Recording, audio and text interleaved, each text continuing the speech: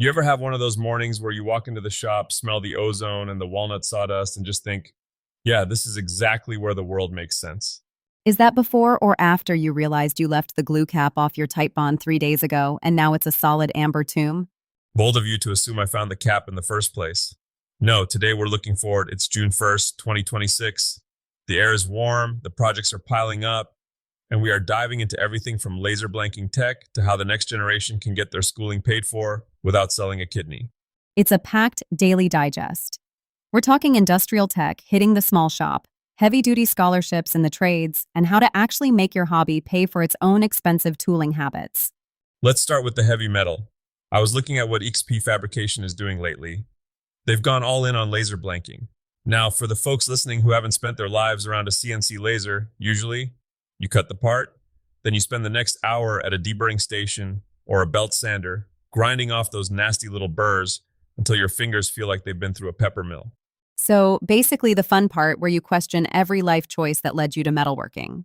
Exactly, but EXP is integrating the workflow so tightly that the parts come off the bed, ready for assembly. No secondary processing. It's like being able to bake a cake and having it come out of the oven already frosted and sliced. In a world where labor is the biggest cost, cutting out that middleman of sanding and grinding is a total game changer for a small to medium shop. And speaking of making things easier, did you see the new AlumaFab system from Lincoln Electric? Oh man, aluminum is the heartbreaker of the welding world. It's finicky, it's temperamental with a capital T, and it'll turn into a puddle of sadness the second you look at it wrong. But Lincoln is trying to stabilize that high volume MIG work. It's built for those long structural beads. It makes those of us who usually struggle with aluminum feel like we might actually have a steady hand for once. Well, steady is a relative term after your fourth cup of shop coffee, Tiger. But it's cool to see companies like Morton Industries expanding too. They aren't just bending tubes, they're buying up companies and diversifying into power generation. They're proving that being a maker mogul isn't just about the craft, it's about the business architecture. That's a perfect bridge to the trade side of things. If you're listening to this and you're tired of the cubicle life, or maybe you're just starting out, Fairfax County Public Schools, the FCPS adult and community education folks, just blew the doors open. They've got expanded scholarships for HVAC, electrical, and plumbing. This is the part where you tell everyone to mark their calendars, right? June 15th, that's when the window opens. You've got until August 15th to get your act together. If you've been looking for a sign to stop overthinking and start an apprenticeship, this is the neon billboard you've been waiting for. And it's not just about getting the training locally. The United Association Local 525 out in Vegas just got national HVACR accreditation. That sounds like bureaucracy 101, but it actually means if you train there, your skills are portable. You can take that certification and work anywhere in the country. It's a golden ticket in a blue-collar world. It really is. I've lived the non-accredited life before, and trying to prove your worth to a new boss in a new state is like trying to explain the color blue to a cat. Having that national stamp of approval, that's your leverage. Let's talk about money. Specifically, the mogul side of the TigerDen.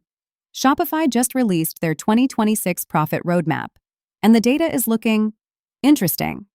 Apparently, tufted rugs and resin jewelry are still king of the hill for low material cost versus high perceived value.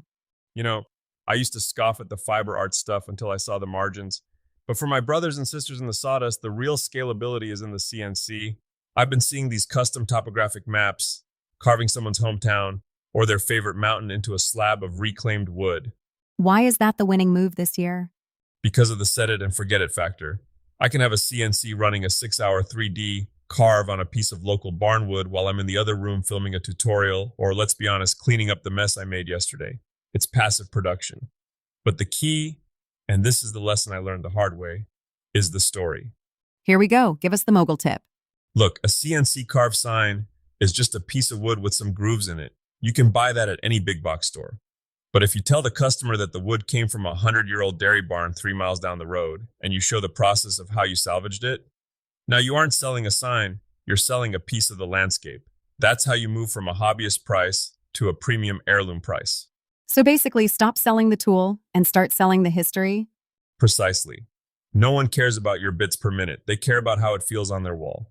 Speaking of things that look great on a wall or a floor, let's look at our DIY mastery picks for the week. That curved fireplace project. Tiger, I watched that video. The amount of kerf cutting involved to get that wood to bend made my wrists ache just watching it. Patience is a tool just as much as a chisel is. If you want wood to do things it wasn't designed to do, you have to be willing to make 100 precise tiny cuts. It's a masterclass in not rushing the result. And then there's the concrete outdoor kitchen. You always warn people about concrete being fickle. Because it is. People think, oh, it's just mud in a box. But if you don't understand the difference between a standard patio pour and a professional grade countertop mix, that beautiful outdoor kitchen is going to look like a dry lake bed after the first frost.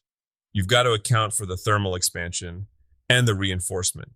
It's the difference between a project that lasts a summer and one that lasts a generation. We also saw some neat hacks regarding Craig tools and trade show secrets. It turns out a lot of those industry-only joinery tools are finally becoming accessible for the average garage tinkerer. It's the democratization of the pro grade. Using a pocket hole jig used to be seen as a shortcut, but now the precision of these new units makes professional grade joinery something you can actually achieve on a Saturday afternoon without a degree in furniture design. So, what's the big takeaway for June 1st?